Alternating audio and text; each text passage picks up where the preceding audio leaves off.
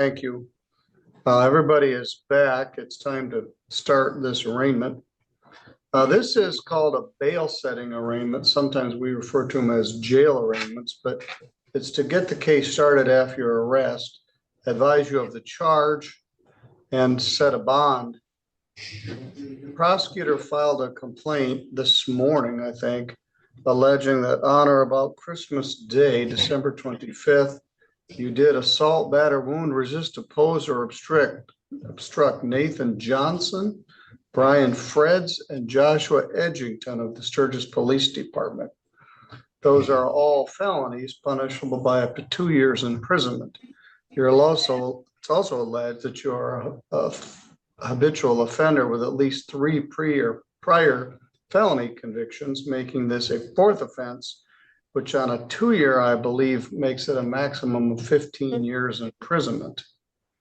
Prosecuting Attorney-elect Deborah Davis is here with us, and you met with the public defenders, Keith Stickley, the chief public defender, and his assistant, Larry Westcomb.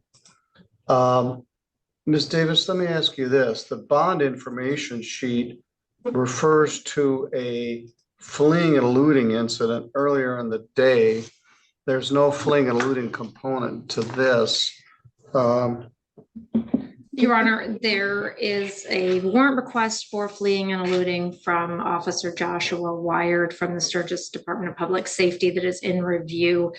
There were some questions about jurisdiction and other charges that may be associated with this. There was an incident in Sturgis, which is what brought the police to the place where he lives, and he then was seen in his vehicle. And there are 4 separate jurisdictions that have potential fleeing and eluding charges, all from yesterday's incident, which is why I'm here to advocate for some bond conditions and potentially not allowing bond in this case because of the danger to the public that this individual presents. So I don't know if you want me to go into that. Go right ahead. Sure. So this particular defendant was just released from parole recently. He was on parole from an incident of resisting and obstructing, causing injury to an officer here in St. Joseph County. He has several prior domestic violence charges, including domestic violence 3rd and a strangulation. He has been charged with absconding previously because he hasn't appeared, and his behavior yesterday is extremely reckless and dangerous. This started in the early afternoon. It's alleged that his significant other, who was the victim of one of his prior domestic violence charges, had called the police to assist her because he was being violent and breaking things at the home, and she alleged that he is using methamphetamine again since he's been off of parole for a few weeks. So with that, the officers waited to see if he would come back because she said he had left driving erratically. He did, in fact, pass by the officer on Nottowell Road going 100 miles an hour in a 45-mile-an-hour zone. It's alleged that at that time, Officer Wired did pursue the defendant, but that pursuit went through multiple townships and the village of Baroque, and then into the state of Indiana, where it had to be terminated. Shortly thereafter, it's alleged that LaGrange picked up, they found him, and he then fled from the LaGrange officers back into Michigan.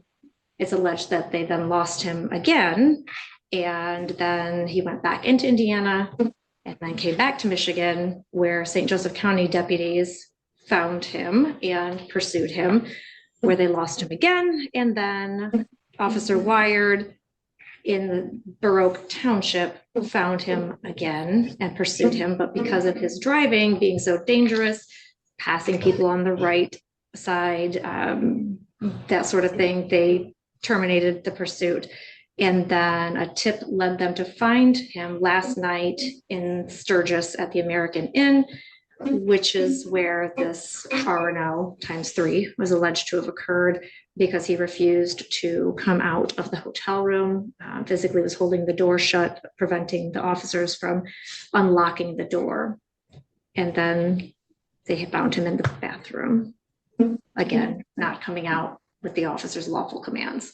So as far as the danger to the public, I think as far with his driving and the issues, he does have a valid license, which is surprising based on the fact that he has 3 prior OWI incidents in different states. He has criminal history in several different states, including a flee and elude in West Virginia, and some incidents in Indiana, multiple different instances of use of controlled substances and assaultive, threatening behavior, multiple prior assaulting, resisting, obstructing of police officers, although some of them were dismissed as part of plea agreements.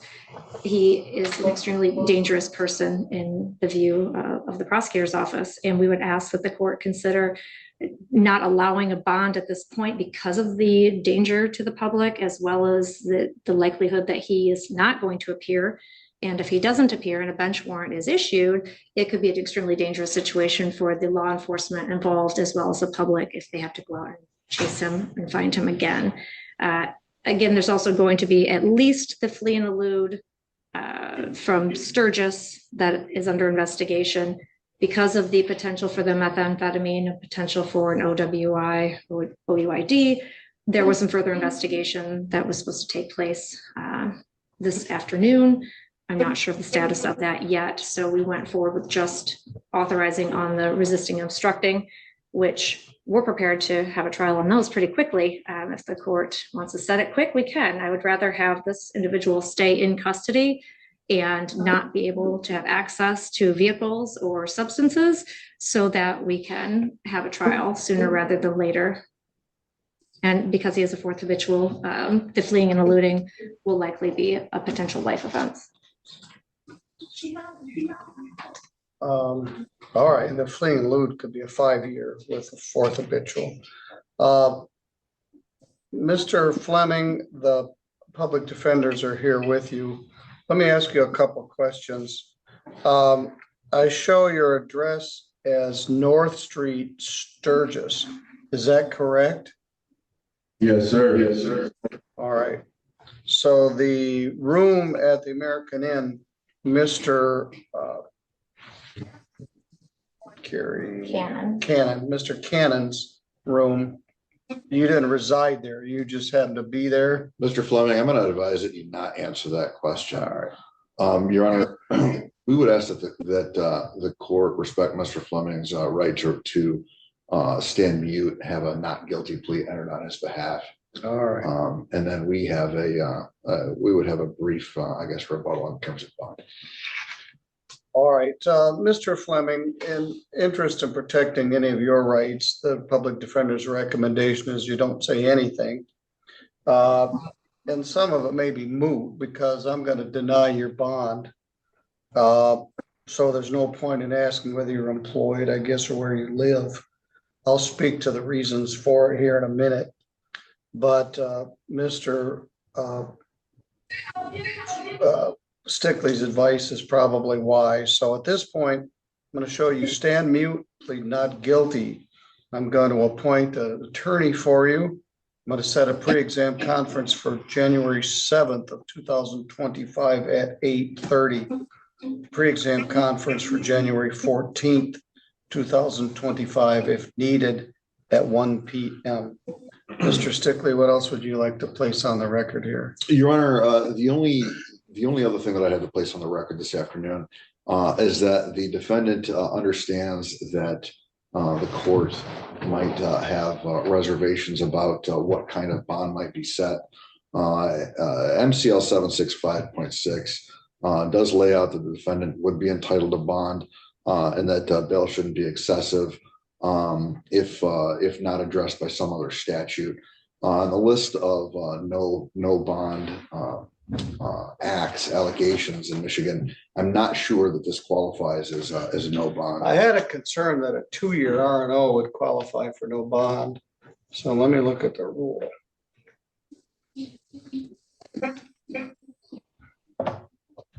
But go ahead. And that is my statement, Your Honor. I was not able to find where resisting and obstructing an officer was one of the enumerated no bond conditions as referenced. I know the general overall rules MCL 765.6. I was trying to find, as you know, it's broken out a little bit helter skelter, but Yes. I don't believe that is a qualifying offense to a no bond condition. All right. This happens a lot.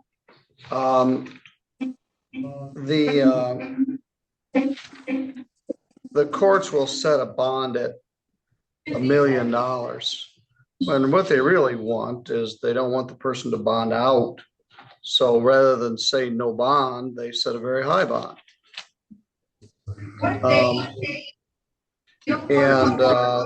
That's somewhat disingenuous. The legislature is working on some bail reform statutes that I don't think got over the hump at the end of the last session. And talking about eliminating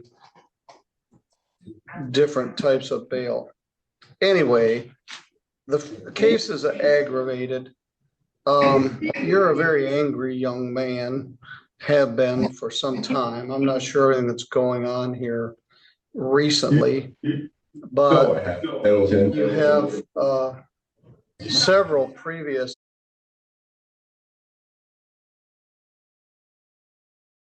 assaultive offenses. 2013 assault, great bodily harm, bond over to circuit court. 2014 809 FY, 2 counts of resisting and obstructing, bound over to circuit court. 2014 941 FY, absconding on that R&O charge, bound over to circuit court. 201920 assault.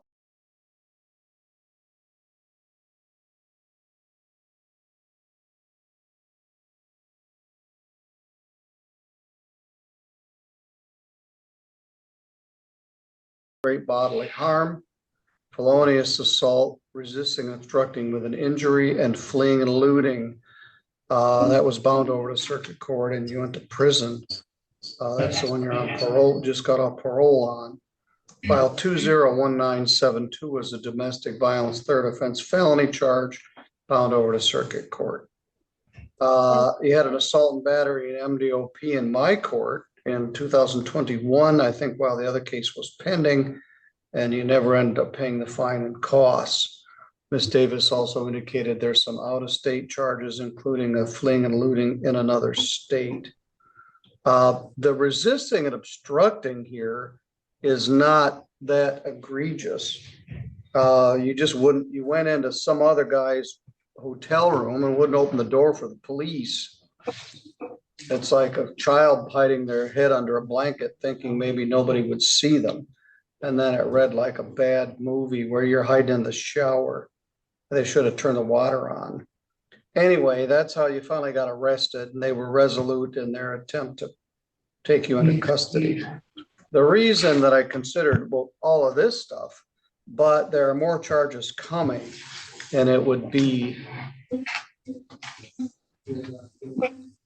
not a great situation to have you bond out on this and immediately get rearrested on some new charges.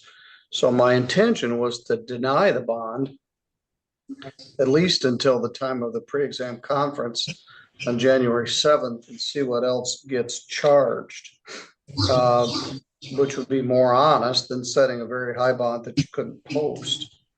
But Mr. Stickley pointed out a fear that I had. There are certain cases you can deny bond for, and I'm not certain that the actual facts of this case, where you wouldn't open a hotel room door, generally wouldn't merit a denied bond. You've got a bunch of baggage in your past and a bunch of baggage in your future. But there's good reason, public safety reason, to not let you bond out pending the new charges.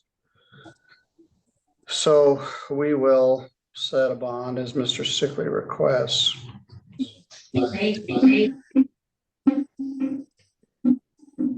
Bond set at $200,000. Cash or surety.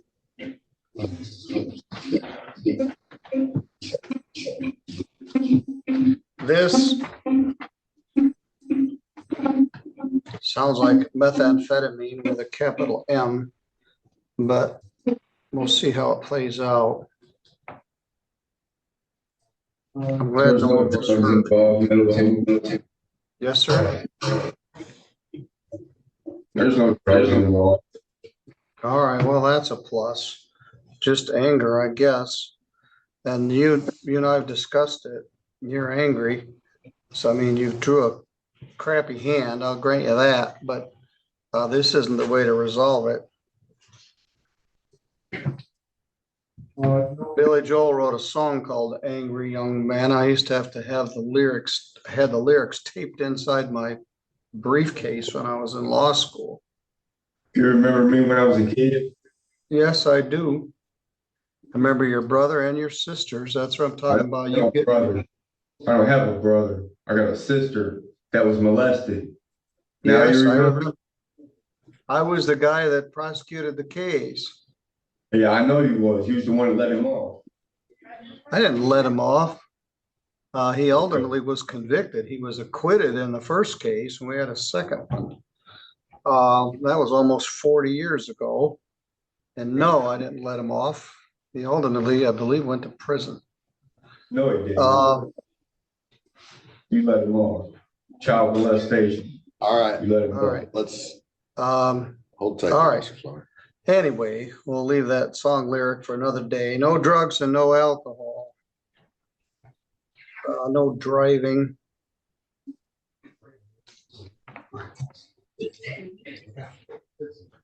Test if directed. I don't think you're gonna bond out. We'll see what comes of these new charges.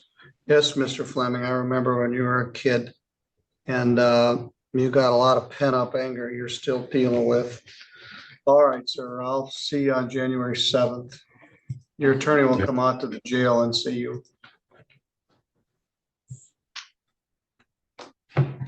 Thank you, Ron. Thank you.